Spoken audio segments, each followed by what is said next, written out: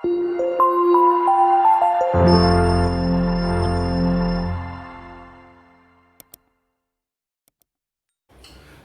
વિદ્યાર્થી મિત્રો, મારું નામ છે પરવેજ અંસારી અને ફરી એકવાર આપ સર્વેનું મારી YouTube ચેનલ એજ્યુગુરુમાં હાર્દિક સ્વાગત છે.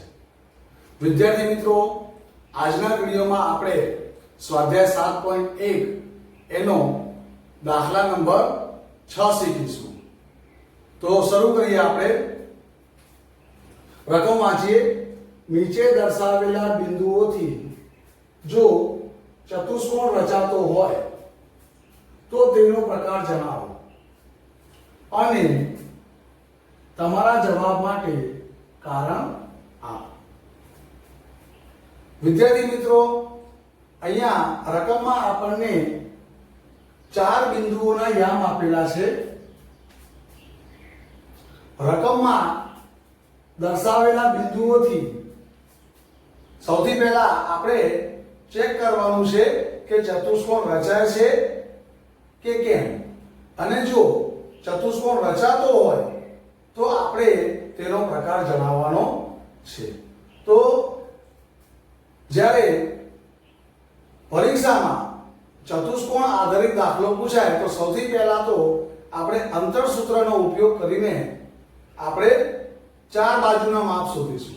રકમમાં આપણને 4 બિંદુઓ ના જે યામ આપેલા છે, આ 4 બિંદુઓનો આપણે ઉપયોગ કરીને ચતુષ્કોણની 4 બાજુઓનો માપ શોધીએ. તો શરૂ કરીએ. આપણે સૌથી પહેલા રકમમાં આપણને જે બિંદુઓ આપેલા છે એને આપણે નામ આપી દઈએ. પહેલા બિંદુને આપણે A નામ આપીએ, બીજાને B, ત્રીજા બિંદુને C નામ આપીએ અને ચોથા બિંદુને D નામ આપીએ. હવે વિદ્યાર્થી મિત્રો, આપણને ખબર જ છે કે એ બિંદુના જે યામ હોય એને આપણે x1 y1 કહીએ છીએ, બીજા બિંદુના યામને x2 y2, ત્રીજા બિંદુના યામને x3 y3 અને ચોથા બિંદુના યામને x4 y4 તરીકે આપણે દર્શાવીએ છીએ. હવે સૌથી પહેલા આપણે શું કરીશું તો a અને b આ બે બિંદુઓ માટે આપણે AB ની કિંમત શોધી લઈએ. તો અંતરસૂત્ર વિદ્યાર્થી મિત્રો તમને આવડે જ છે. લાસ્ટ વિડિયોઝમાં આપણે અંતરસૂત્ર આધારિત દાખલા ગણતા શીખી ગયા છીએ. તો અહીંયા આપણે A અને B આ બે બિંદુઓ માટે અંતરસૂત્રનો ઉપયોગ કરીએ. અહીંયા સૂત્ર લખું છું. AB નો વર્ગ બરાબર x1 x2 નો વર્ગ પ્લસ y1 y2 નો વર્ગ. વિદ્યાર્થી મિત્રો, આ જે સૂત્ર છે એને અંતરસૂત્ર તરીકે ઓળખવામાં આવે છે. તમારે આ સૂત્ર યાદ કરી લેવાનું છે તો તમને દાખલા ગણવામાં સરળતા રહેશે. બરાબરની નીચે બરાબર કરીને હવે આપણે કિંમત મૂકીએ. તો x1 ની કિંમત કેટલી છે? -1. પછી સૂત્રનું માઈનસ x2 ની કિંમત 1 કૌંસનો વર્ગ પ્લસ બીજા કૌંસમાં y1 ની કિંમત -2, સૂત્રનું માઈનસ y2 ની કિંમત 0 કૌંસનો વર્ગ. હવે આપણે સાદુરૂપ આપીએ તો પહેલા કૌંસમાં -1 સરખી નિશાનીવાળી સંખ્યાઓ છે એટલે બંનેનો સરવાળો થાય તો -2 કૌંસનો વર્ગ પ્લસ બીજા કૌંસમાં -2 -0 તો -2 કૌંસનો વર્ગ બરાબર. હવે -2 નો વર્ગ કેટલો થાય? +4. કોઈ પણ માઈનસ સંખ્યા હોય તેનો વર્ગ પ્લસમાં જ આવે તો -2 નો વર્ગ કેટલો? +4. તે જ રીતે બીજા કૌંસમાં પણ -2 છે તો -2 નો વર્ગ +4. તો 4 + 4 એટલે આપણો જવાબ આવ્યો 8. એટલે કે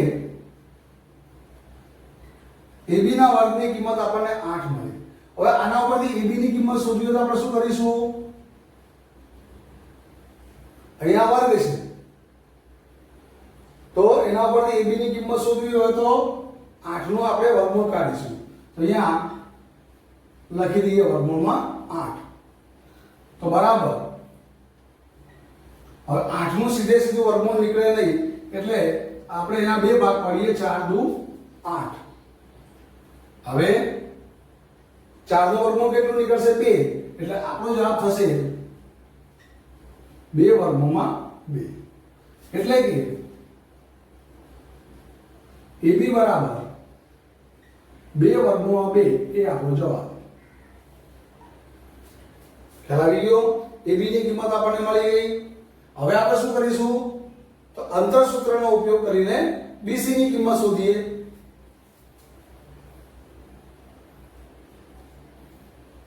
તો BC માટે આપણે અંતર સૂત્ર પહેલા લખીએ તો BC નો વર્ગ બરાબર. હવે આપણે D અને C આ બે બિંદુઓના યામનો ઉપયોગ કરીશું તો સૂત્ર શું થશે x2 x3 નો વર્ગ.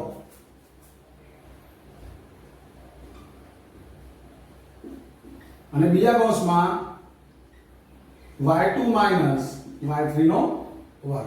કિંમતો મૂકી દઈએ તો બરાબર કરીને ચાલો x2 ની કિંમત કેટલી છે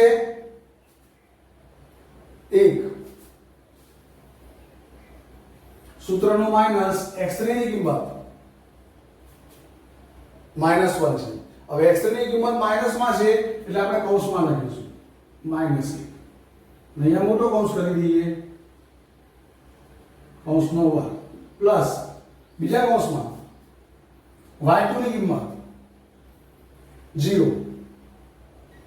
સૂત્રનો માઈનસ y3 ની કિંમત 2 કૌંસનો વર્ગ. તો બરાબર અહીંયા કૌંસ ખોલીશું આપણે. નાનો કૌંસ જે છે એ આપણે ખોલી દઈએ તો કૌંસમાં શું થશે 1 પ્લસ 1 જો માઈનસ માઈનસ પ્લસ થઈ જશે અને કૌંસનો વર્ગ. અને અહીંયા બીજો કૌંસ એમના એટલે કે 0 - 2 કૌંસનો વર્ગ બરાબર 1 + 1 કેટલા થશે 2 એટલે કે 2 નો વર્ગ. અને બીજા કૌંસમાં 0 - 2 તો -2 નો વર્ગ. હવે 2 નો વર્ગ કેટલો તો 4 અને અહીંયા -2 નો વર્ગ પણ 4 એટલે 4 + 4 બરાબર આપણો જવાબ આવે 8. એટલે કે BC નો વર્ગ બરાબર 8 આવે. તો માટે એના પરથી BC ની કિંમત શોધવી હોય તો આપણે શું કરવું પડશે 8 નું વર્ગમૂળ. અને અહીંયા આપણે ઉપર જોયું 8 નું વર્ગમૂળ કેટલું આવે છે 2 વર્ગમૂળમાં 2. તો અહીંયા લખી દઈએ માટે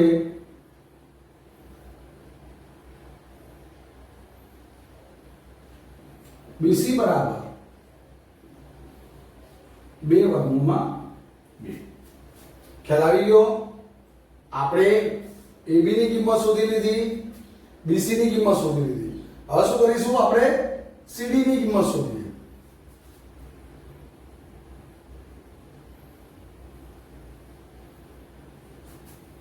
તો માટે પહેલા તો અંતર સૂત્ર લખીએ તો CD નો વર્ગ બરાબર સૂત્ર શું થશે x3 - x4 નો વર્ગ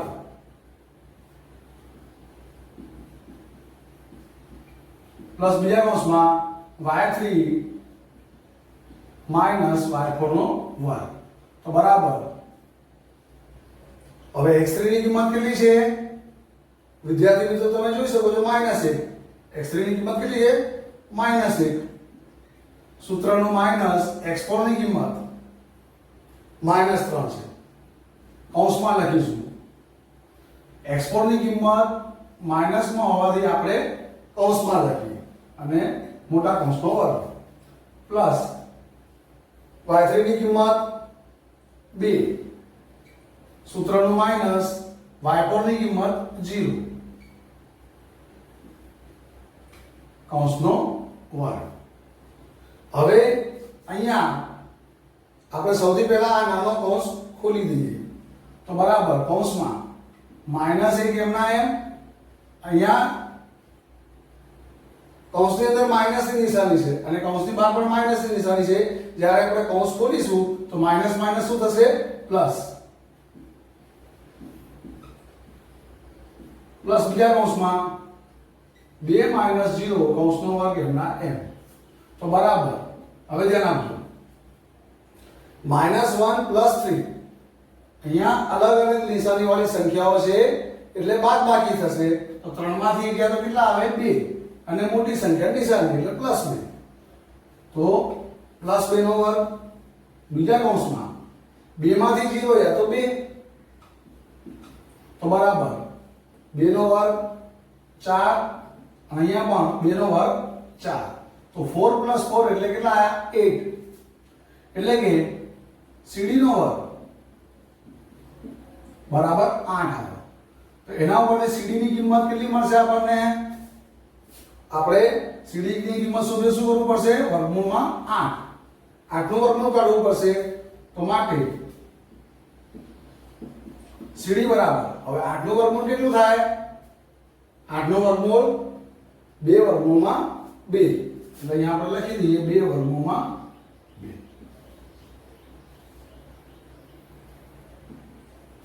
આપણે ચતુષ્કોણ નક્કી કરવા માટે 3 બાજુના માપ શોધી લીધા: AB, BC, CD.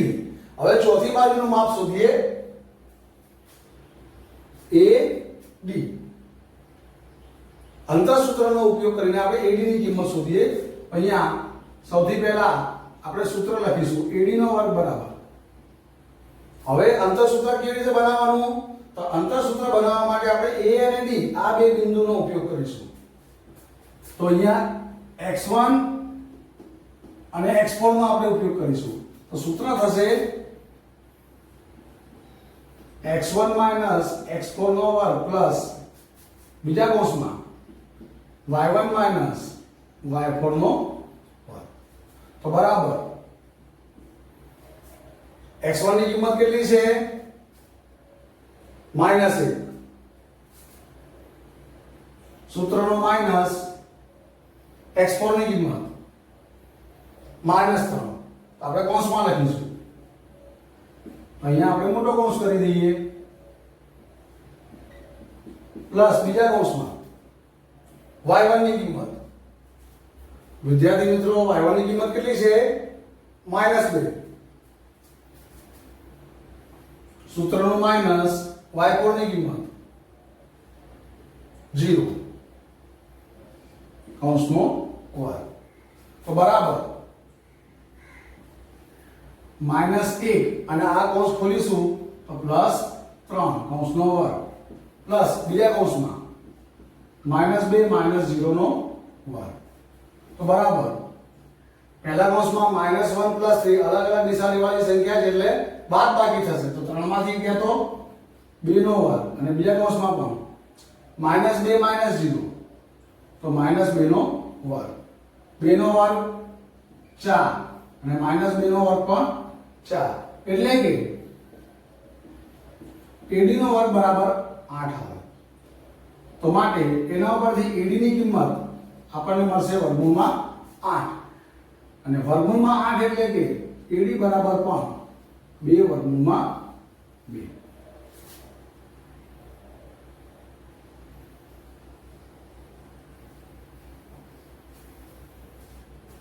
ચતુષ્કોણ માટે આપણે 4 બાજુના માપ શોધી લીધા. AB બરાબર 2 વર્ગમૂળમાં 2 આવ્યો, BC બરાબર પણ 2 વર્ગમૂળમાં 2, CD બરાબર પણ 2 વર્ગમૂળમાં 2 અને AD બરાબર પણ 2 વર્ગમૂળમાં 2. એટલે કે ચારે વખત આપણો જવાબ કેવો આવે છે? સરખો. એટલે આપણે અહીં લખી શકીએ કે અહીં AB બરાબર BC બરાબર CD બરાબર AD છે. આપણને એક આ પરિણામ મળ્યું. એટલે અહીંયા એ તો નક્કી થઈ ગયું કે અહીંયા ચતુષ્કોણ રચાય છે. હવે ચતુષ્કોણ રચાય છે તો આપણે ચતુષ્કોણનો પ્રકાર નક્કી કરવાનો છે. તો અહીંયા ચતુષ્કોણની ચારે બાજુનો માપ સરખા છે.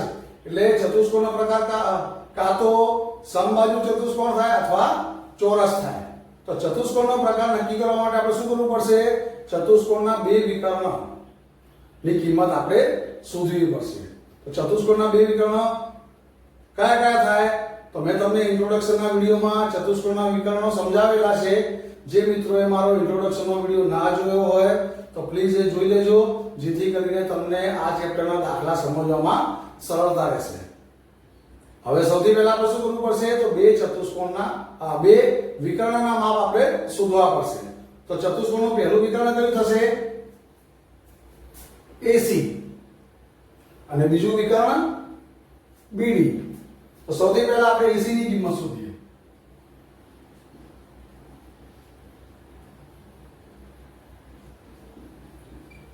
AC ની કિંમત શોધવા માટે આપણે A અને C બિંદુનો ઉપયોગ કરીશું.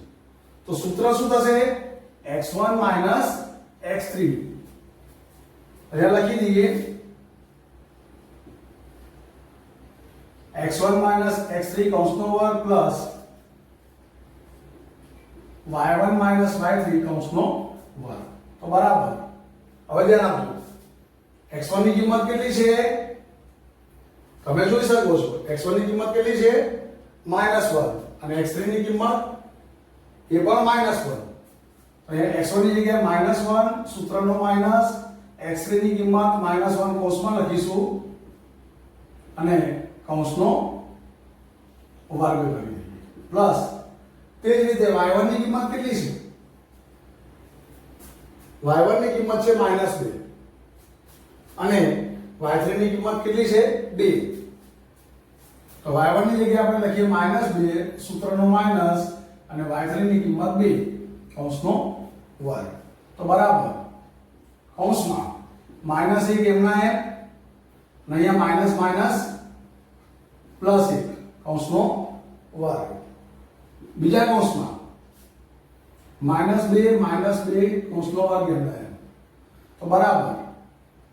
હવે -1 + 1 એટલે 0 થશે. તો 0 નો વર્ગ અને બીજા કૌંસમાં -2 સરખી નિશાની વાળી સંખ્યાઓ છે એટલે સરવાળો થશે. તો 2 ને 2 4 અને નિશાની માઈનસ, તો -4 નો વર્ગ. હવે 0 નો વર્ગ તો 0 અને 4 નો વર્ગ -4 નો વર્ગ કેટલો થાય? 16. તો 0 + 16 એટલે કેટલા આવે? 16. એટલે કે AC નો વર્ગ બરાબર 16 આયા. તો માટે એના પરથી AC ની કિંમત શોધવી હોય તો AC બરાબર કેટલા આવશે? 16 નું વર્ગમૂળ આપણે શોધવું પડે. વર્ગમૂળમાં શોધો. અને 16 નું વર્ગમૂળ વિદ્યાર્થી મિત્રો તમને ખબર જ છે. 16 નું વર્ગમૂળ કેટલું? તો 4. એટલે આપણે લખી શકીએ કે AC બરાબર 4. ચતુષ્કોણના એક વિકર્ણનું માપ આપણને 4 મળ્યું. હવે બીજા વિકર્ણનું માપ પણ આપણે શોધી લઈએ. તો બીજું વિકર્ણ કયું થશે? BD. તો BD નો વર્ગ બરાબર સૂત્ર શું થશે? તો આપણે સૂત્ર લખવા માટે B અને D આ બે બિંદુનો ઉપયોગ કરીશું. તો x2 અને x4 એક કૌંસમાં આવશે. એટલે આપણે લખી દઈએ BD નો વર્ગ બરાબર x2 x4 નો વર્ગ અને બીજા કૌંસમાં y2 y4 નો વર્ગ. તો બરાબર કિંમત મૂકી દઈએ. તો x2 ની કિંમત કેટલી છે? 1 અને x4 ની કિંમત -3. એટલે અહીંયા લખી દઈએ x2 ની કિંમત 1 સૂત્રનું માઈનસ x4 ની કિંમત. x4 ની કિંમત માઈનસ છે એટલે આપણે કૌંસમાં લખીશું. અહીંયા મોટો કૌંસ કરી દઈએ પ્લસ y2 ની કિંમત 0 અને y4 ની કિંમત પણ કેટલી છે? 0. એટલે બીજા કૌંસમાં લખી દઈએ 0 - 0 કૌંસનો વર્ગ. તો બરાબર કૌંસમાં 1 એમના એમ, આ કૌંસ ખોલીશું તો માઈનસ માઈનસ પ્લસ 3 થશે. અને અહીંયા 0 - 0 એટલે કે 0 નો વર્ગ. હવે 1 + 3 એટલે કેટલા થશે? 4. તો બરાબર 4 નો વર્ગ પ્લસ અહીંયા 0 નો વર્ગ. તો બરાબર 4 નો વર્ગ કેટલો થાય? 16. 16 + 0 એટલે જવાબ આવે 16. એટલે કે BD નો વર્ગ બરાબર 16 આયા. તો માટે એના પરથી BD ની કિંમત કેટલી મળશે? વર્ગમૂળમાં 16. અને 16 નું વર્ગમૂળ આપણને ખબર જ છે કે 16 નું વર્ગમૂળ 4. એટલે કે બીજા વિકર્ણની કિંમત પણ 4 આવી. અહીંયા વિદ્યાર્થી મિત્રો ચતુષ્કોણની ચારે બાજુના માપ સરખા આવ્યા અને અહીંયા તમે જોઈ શકો છો કે ચતુષ્કોણ માટે તેના બે વિકર્ણના માપ પણ કેવા આવે છે? સરખા. એટલે આપણે અહીંયા લખી શકીએ અહીં AC બરાબર BD. હવે જે ચતુષ્કોણની ચારે બાજુના માપ સરખા હોય અને તેના બે વિકર્ણના માપ પણ સમાન આવે તો ચતુષ્કોણ એ ચોરસ કહેવાય. એટલે અહીંયા આપણે લખી દઈએ કે આમ અહીં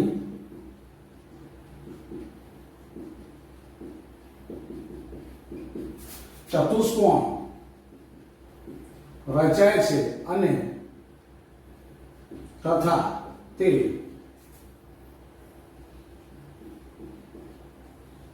ચોરસ છે. વિદ્યાર્થી મિત્રો, ઇન્ટ્રોડક્શનના વિડિયોમાં મેં તમને ચતુષ્કોણના પ્રકાર આકૃતિ સાથે સમજાવ્યા છે. એમાં મેં તમને સમજાવ્યું હતું કે ચોરસ હોય તો ચોરસના ચારે બાજુના માપ કેવા હોય? સરખા. અને તેના બે વિકર્ણના માપ પણ કેવા હોય? સરખા. તો અહીંયા આપણે ગણતરી કરી એ મુજબ ચારે બાજુના માપ સરખા આયા. AB બરાબર BC બરાબર CD બરાબર AD. અને બે વિકર્ણના માપ પણ કેવા આયા? સરખા. એટલે આપણે અહીંયા લખી દીધું કે આમ અહીં ચતુષ્કોણ રચાય છે તથા તે ચોરસ છે. અહીંયા વિદ્યાર્થી મિત્રો આ દાખલો પૂરો. આજના વિડીયોમાં બસ આ એક જ સમ. નેક્સ્ટ વિડીયોમાં આપણે ફરી ભણીશું, સાથે દાખલા શીખીશું. આવજો.